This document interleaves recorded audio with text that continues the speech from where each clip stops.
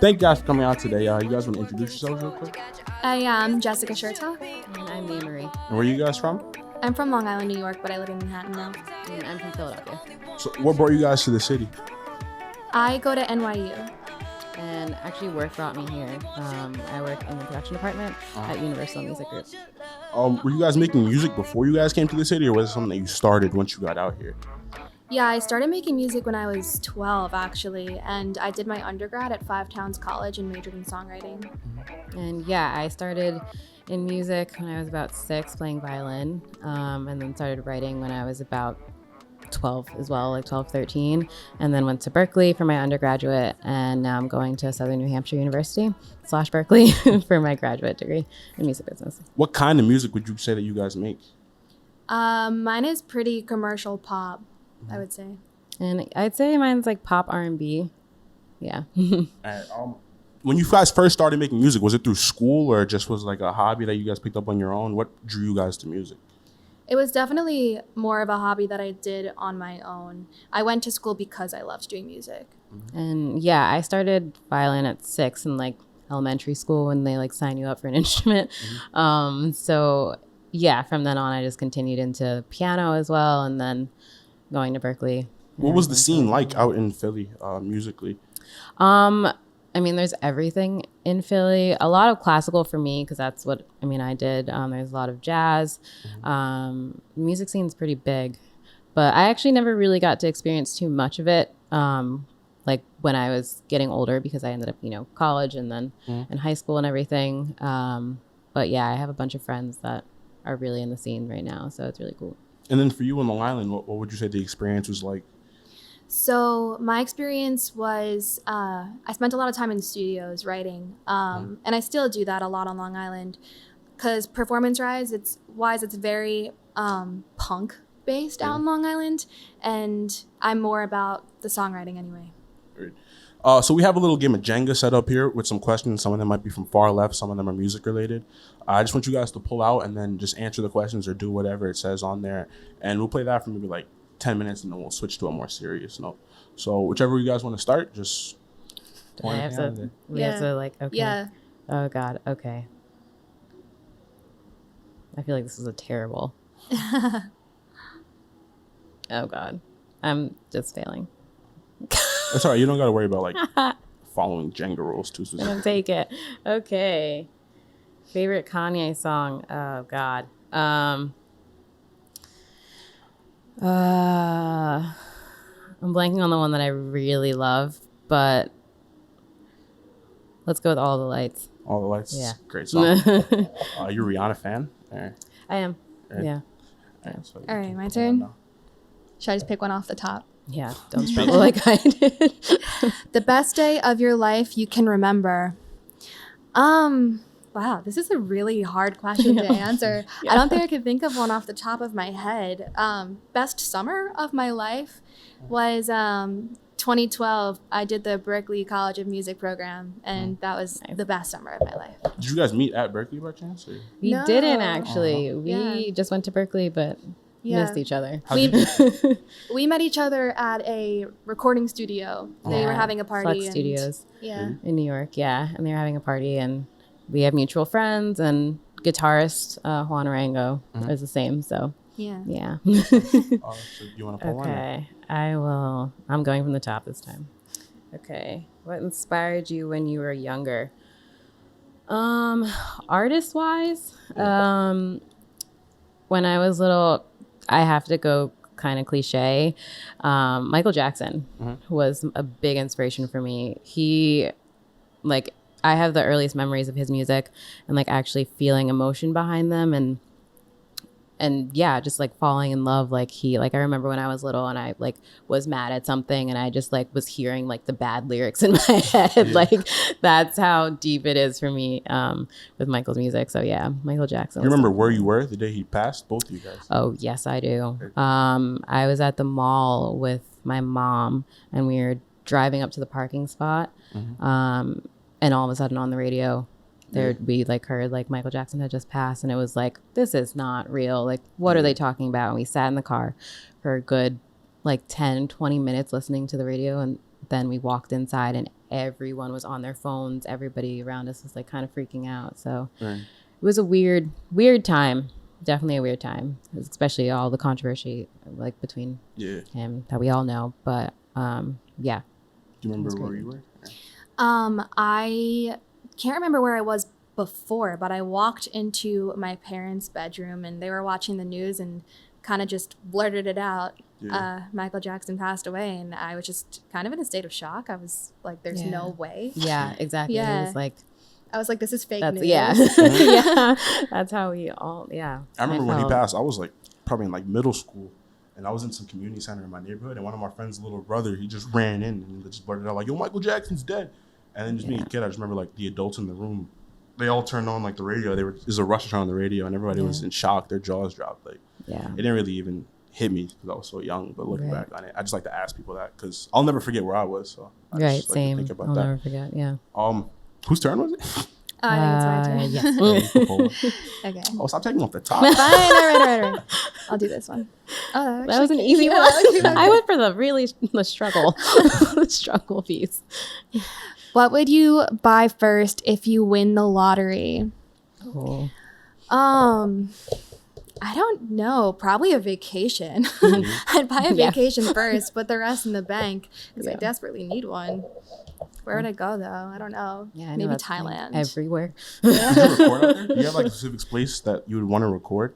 Like, you know how like Kanye goes to Wyoming to record or whatnot? Is there like a place that you would want to go to just be like a recluse and record? If you could. I don't know because I feel like actually. my space is just such like that's my thing. I just like being in my space. Yeah, I like familiar surroundings and being able to get comfortable there. I mean, it'd be nice to be able to walk out onto the beach in Miami. That would be amazing. Yeah. That would be perfect. I'd hide on a ranch, like in Montana. Yeah. Yeah. But yeah. Do you want to pick one? Yes. All right. No. It's just not perfect. Dangerous. Biggest L you ever took? In the music industry. I elaborate. Like something that you thought was gonna be really beneficial for you, and it just might have fallen wasn't. through. Yeah. I don't know. I haven't. Nothing yet. Yeah? Nothing yet. That's good. Do you have a story you want to share? Or? Oh, I have a story. I'm not going to explain the whole story because it's kind of long and, laws and things like that. But I went through litigation to get out of a contract. So that was a big L. Real fun. Yeah. Real fun. Yeah. We actually talk about that for a little bit because maybe not that story specifically, but one of the focuses of NYFMF is trying to help artists not have to deal with all that outside noise. So, like, do you have any advice something that you learned from that situation that you would give to somebody else? Definitely. I know that it obviously costs a lot of money to get a lawyer, but be safe. Use a lawyer. Don't just think that you can have anybody read a contract and sign it. If you're going to get yourself into a binding situation, get a good lawyer and make sure that you surround yourself with good people. Yeah. All the people in the legal department you want behind you 100%. Yeah. So that you don't get screwed over. Right. Like, don't think that your dad's friend who is like, I don't know, like a real estate attorney can read an entertainment contract. Yeah, it's not the same. Get an entertainment attorney. Yeah. What's it like being on both ends? Because you said you work at Universal, right? Yeah. Yeah. So what's it like being on the artist end and the label end? It's interesting and honestly helpful because I'm able to see from so I'm on the shared services department floor. So Can you explain what that is? So it's basically the legal department, the BA department, finance department, A&R admin, which is basically like the money behind the A&R that's at the label. But it's interesting because you get to see what they're dealing with on their end, and what everybody has to give to the label in order to get anything put out. It's a whole entire process. It's not as simple as just uploading a song and then putting it out there and then getting money for it. It is not that at all. There are so many deadlines. There's so many things that need to get approved, so many sampling things. Like there is just so much behind it. So it's been interesting to see from that point of view, because at least now, like if I was ever in that scenario, I for myself would be able to be prepared, and I can also help other people that, you know, are also might be in that boat, prepare themselves as well. And I'm trying to take as much from it as I can in order to protect myself and other people that I know. From your experience, would you say that personally, like with your own music career, would you want to sign or stay independent? It depends on the deal. Really? It would depend on the deal, I think. Obviously, staying independent has its pluses, but also being with a label does as well. I mean, you have an entire backing, but it's about the people that you surround yourself with, and like the group of people that you have helping you, and how much they can do for you and how much you can do for them. And that's what the label and artist relationship is. It's like, how much can you do for me? How much can they do for you? And it's a constant back and forth. So yeah, it's interesting. We can maybe do maybe 3 more of these each, and then we'll go back to focusing on more music. I think it's your turn, yeah. Let's see if I can get one on this side. Describe your sound in 5 words or less. Fun.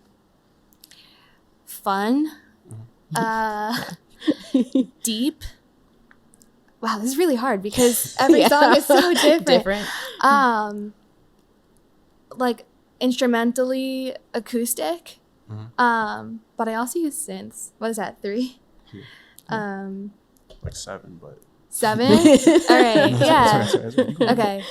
I don't know. I feel like it's just like fun pop music, and people can relate to my lyrics. Yeah.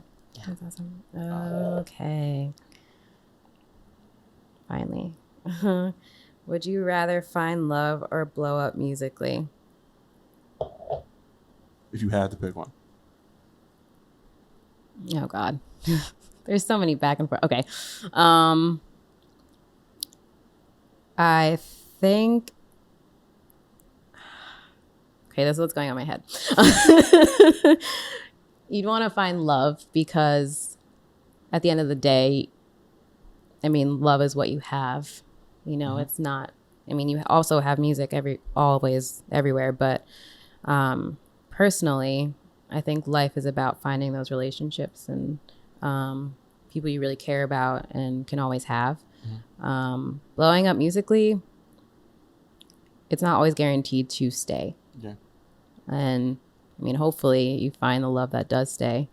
But I think fundamentally it's kind of more important than becoming famous. Yeah. I mean, and personally for me as a songwriter, that's not my end goal, is to become this huge famous person. I mean, I want to write songs for other artists so that they're big. Right. You know what I mean? Like, it doesn't necessarily have to be for me. Right. To piggyback off of that last one, how do your like real life experiences affect the music that you guys write? In every way possible. Yeah. So I tend to write definitely about things that have happened to me, either consciously or not.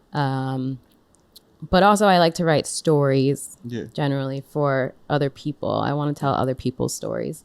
And I think that's like a big part of songwriting, is just like being able to have people relate to those stories because maybe that's happened to them, or like they can relate to you on another level. You know, it's all about relating to other people and letting them know that they're heard. And finding a way to say it that in a way that it hasn't been said before, but still resonates. And that's like, the hard part about songwriting. It's like you want to find a different way to say the same thing that's probably been said a million times. But it's also the fun part of songwriting. Exactly. It's so much fun. Yeah. Is that my turn or your turn? I think it's your, it's your turn. Okay. Yes. Okay. What would you be doing if not music? It's really hard to put myself in that mind space because music is just part of who I am. But I think, and I have thought about it in the past, I think I would probably try to go into medicine, maybe pediatrics, just because I'm really interested in science and medicine, and I love kids. Nice. That's awesome. Yeah. That's nice. And me. Oh, jeez. Favorite weekend song? Can I even think of one? Listen to The Weeknd? Yes, I'm really bad with names. This is my problem. Hills is a good one. That is a good one. Yeah. Yeah, let's go with that one. Wait, which one? The Hills. The Hills. Yeah. Oh, that's, Yeah. really, that's really good one. Let's go with that. All right, so one more each, and then Okay. we'll- Singing the chorus of California Girls by Katy Perry. Oh, you mean read the other side. I was hoping someone would pick that one. pat your head and rub your stomach while singing the chorus of California Girls by Katy Perry. Okay. California girls were undeniable, fine, fresh, fierce, we got it on lock. I don't know the rest of the words, but It's gonna be a great story post tonight. yeah.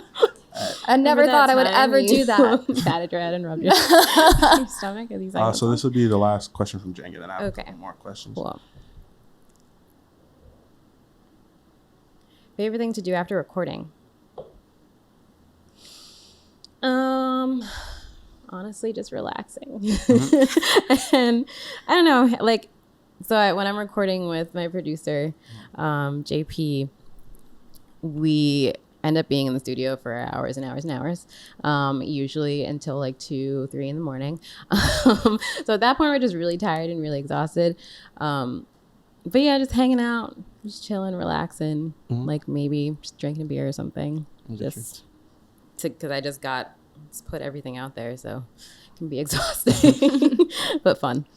So, yeah. So this question will be more specific to you, but would you like to explain some of the struggles that come with networking without like a whole team behind you? Yeah, I think you can definitely relate to this as well because we're both independent artists. It's a lot of the networking has gone to social media, which is a good and a bad thing. Yeah, definitely. The good thing is that it's really easy to just message somebody. The bad thing is everybody's getting so bombarded with new introductions and with information that it's kind of hard to keep your head above water and stand out from the crowd. Yeah. The good thing about living in New York is that there's always an event going on and you can always meet people. You can go to a show, you can get invited to a party. Yeah. A lot of these parties are also like you can just walk in, like anybody's welcome. Right. And you just have to put yourself out there and be brave and make that first introduction. Yeah. Yeah. Yeah. And Definitely. what are some of you guys' goals for like maybe the next 5 years? Well, definitely growing at Universal is one. Definitely collaborating. I want to collaborate with so many people. You have a dream collab? Dream collab. Ooh. Right now it's her or Jessie Reyes. 'Cause Okay. I freaking love them both. But yeah, I just want to collab and I want to write for so many people. I just want to do a lot of writing. So How is that songwriting? Like, there's no internal struggle with like hearing other people recite the words that you've written? Or I've always wondered That's that. the a little best bit. part. yeah, Really? I think like that's like where the mindset's different. With the songwriters because we want that to happen. Really? Like that's our end goal. Like we want Yeah. that's like finally. If somebody else wants to sing what you have to say, Yeah. then it means something. Yeah. And that's amazing. Exactly. Has there ever been a time though when you gave maybe a song to somebody and you just felt like you could have did it better? Because I would imagine that would have to be tough. Not better, No? but No. differently. Yeah, Every- definitely. okay. Everybody has their own take on it. Yeah. Which I think is like the Yeah. magic and the beauty in it. It's- like, have you ever heard Dolly Parton sing "I Will Always Love You"? I actually haven't. yeah. Yeah, Yeah, she it's wrote so- that yeah. song for Really? Whitney Houston. Yeah, I didn't know Yeah. And it's Yeah. almost like listening to a completely different song. It is. Both are amazing. that. All right. That's nice. Do you guys record references or do you just write in and hand it off to somebody? Definitely references. Yeah. All right. I don't really know much about the process of like songwriting for other people, so I don't know. Yeah. The questions seem a little. Yeah. Usually you record a reference and then it's up to the artist to interpret it in their own way. That's nice. So before we get out of here, I just want to ask, what is like your biggest goal that's has nothing to do with music that you would like to just leave for kids that are looking up to you one day? Oh. Has nothing to do with music. that would inspire So something that kids. you would want to leave, like just the imprint you want to leave on the world. That's a heavy I question. feel like our answers are going to be kind of similar. Yeah. I mean, it does have something to do with music, obviously, It does. because as is, like songwriters, that is kind of you. we feel like that's what our purpose is. Yeah, exactly. Is just That our words can inspire people. Yeah. And make them feel something. yeah, Gotcha. and also change. I mean, have a positive impact on the world in general. Because I mean, especially in the times that we're in now, I think that that's like the biggest Yeah. thing is just like either making people happy or having them connect to something you wrote and like being able to grow from an experience that may have been terrible for them or like great for them or yeah, just like passing along positivity. Right. I always feel like as artists, as songwriters, we have a platform and we have to use that platform for good. I mean, you might as well use it, especially now. You have to. So yeah, thank you guys for coming out today, Thank you for having us. and thanks for the performances. The performance was really nice. Like, gave me shivers a little bit. And yeah, see you guys next time. Adrenaline, and I'm trying to hold it in, but I got no control over